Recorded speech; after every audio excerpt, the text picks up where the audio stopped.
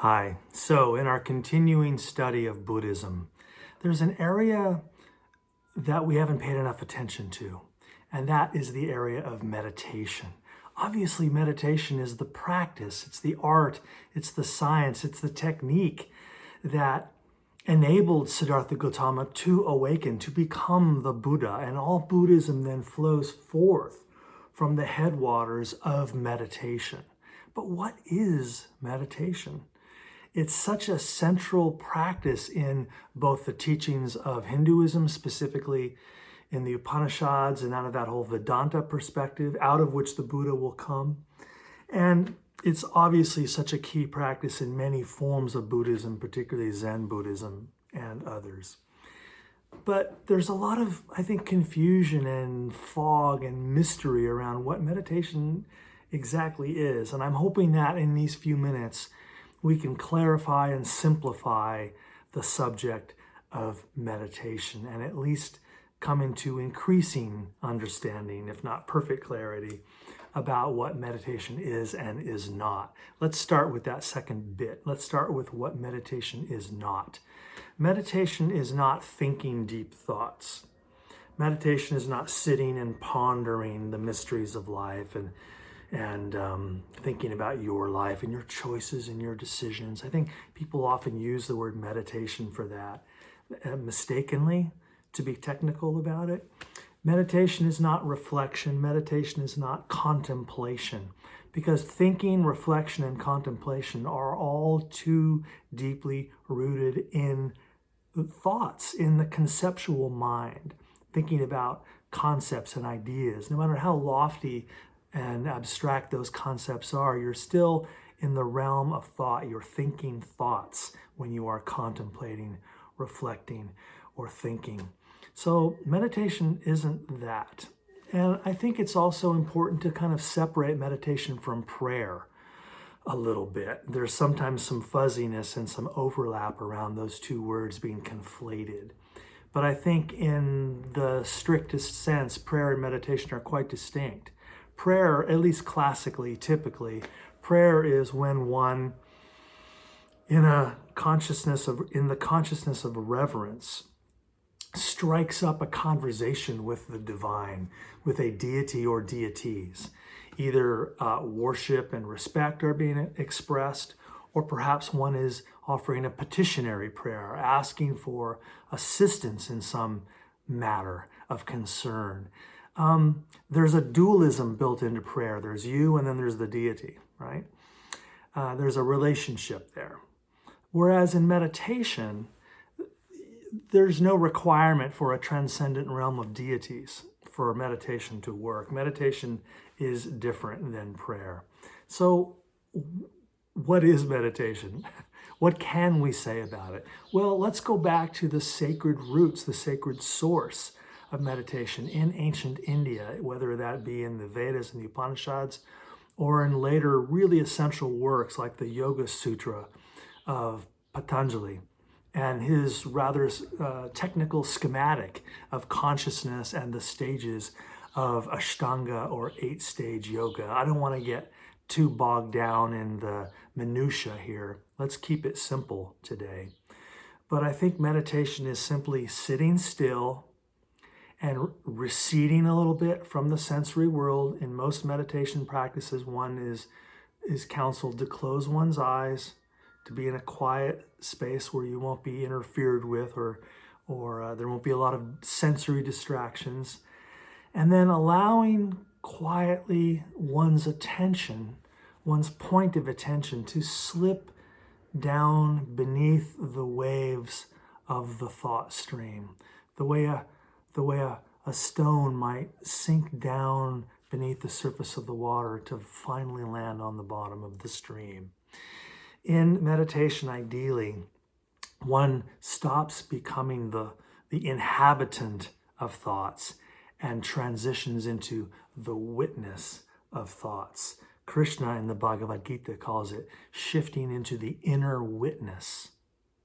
And this is a giant step, a big realization. Think about it. Normally, you and I inhabit our thoughts, the thought of myself as an ego being, my desires, my wants, my property, my aspirations, the things I have not yet achieved. A lot of I, me, and my talk in the thought stream. And then there's the whole sensory realm of objects and people and relationships around us. There's a lot going on and in the realm of thought. Meditation is a retreat from all of that. It's 5, 10, 20, 30, however many minutes of sitting still, focusing on the breath, receding from the sensory world, and simply practicing the art and science of witnessing one's thoughts with the same disinterest that one witnesses clouds blowing across the sky.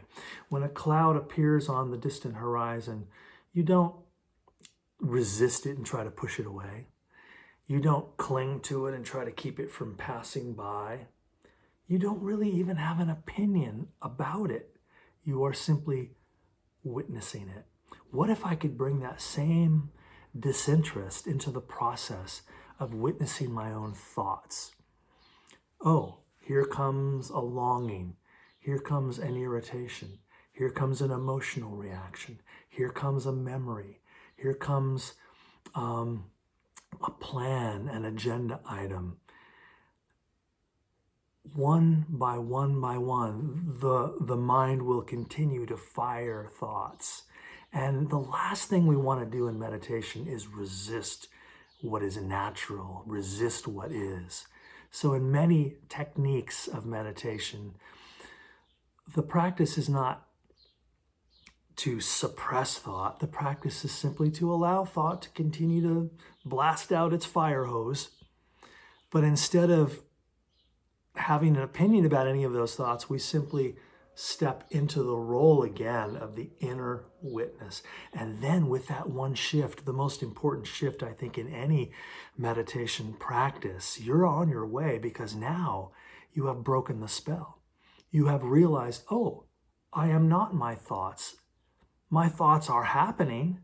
They're part of what I am experiencing, but there's a very real sense in which I can de-identify with my thoughts and witness them. And then I realize, aha, I am not my thoughts. I am the inner witness. I am the spaciousness in which thoughts come and go. So in that imagery of the clouds in the sky, you might put the question this way: am I the clouds, or am I the sky in which clouds come and go? Am I my thoughts, or am I the infinite, nameless, boundless spaciousness in which thoughts arise and fade?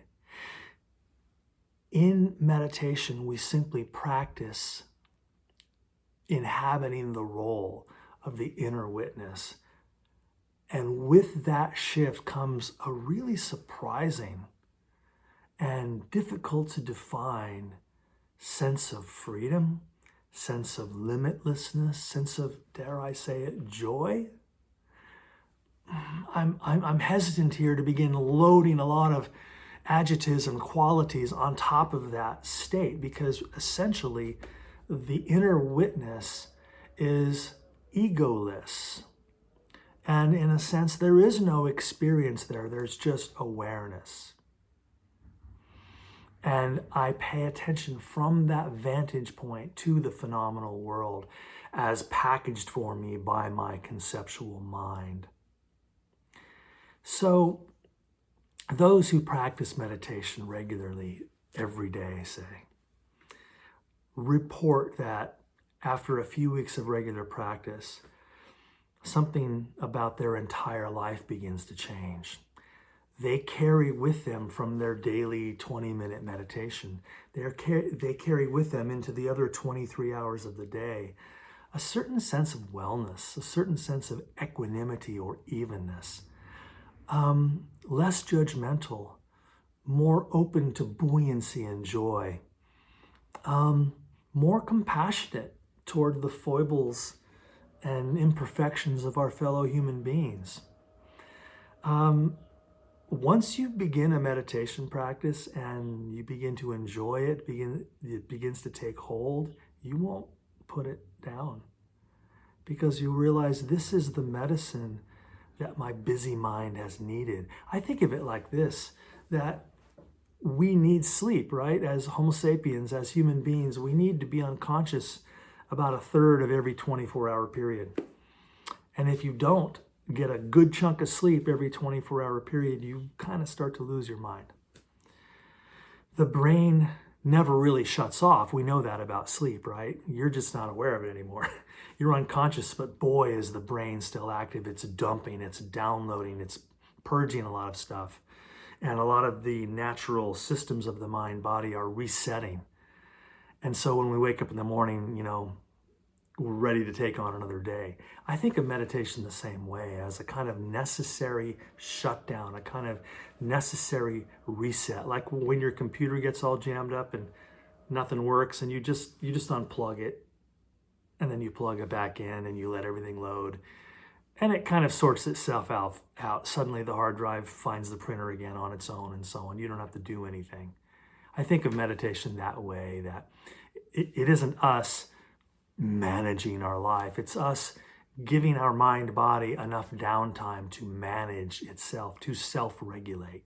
That's the big insight of the Vedanta tradition that Buddha carries into Buddhism, that at core we are self-illuminating consciousness. We don't have to know all the answers. We don't have to conceptually understand the mystery of the universe. We are the mystery of the universe. And when we slow down enough, sit down, shut up, hold still, step out of the torrent of the thought stream and witness it and become that stillness, when we spend a little time there every day, our mind-body systems move back into normal, healthy wholeness and self-regulation. We are self-illuminating consciousness. Maybe the conceptual mind will never have all the answers to all the riddles, but we can move back into our original wellness and wholeness and oneness through the portal of the practice of meditation. Doesn't matter what theology you subscribe to, what your name for God is or no God. None of those conceptual architectures restrict or accelerate the meditation process. They're apart from all of that because they are, again, a part of our theoretical conceptual structure. Beautiful stuff. Big fan of philosophy and theology and explanations. But something else is happening in meditation that is apart from all of that beautiful intellectual architecture. And it is the simplicity of being itself. Now, finally, I'll leave you with this. It isn't enough just to talk about meditation. I mean, it's a starting point. It helps us maybe begin to sort out what's true and not true about meditation in general. But if you really want to understand what meditation is, it's kind of like swimming. If you really want to understand what swimming is, you can listen to a guy talk about swimming, but ain't nothing like jumping in the pool.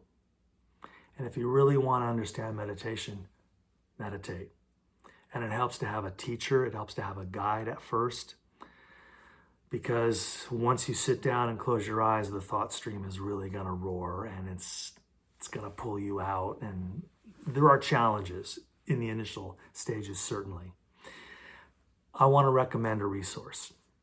There's a free app called Insight Timer, insighttimer.com. You can get it for free on your device, on your smartphones or on your tablets. And when you download that free app, there are literally thousands of meditation teachers, including me. And so if you want to work with me, go to insighttimer.com, look up me, and you'll find me there. And I've got about 6 or so guided meditations. Half of them are 30-minute and the other half are 15-minute.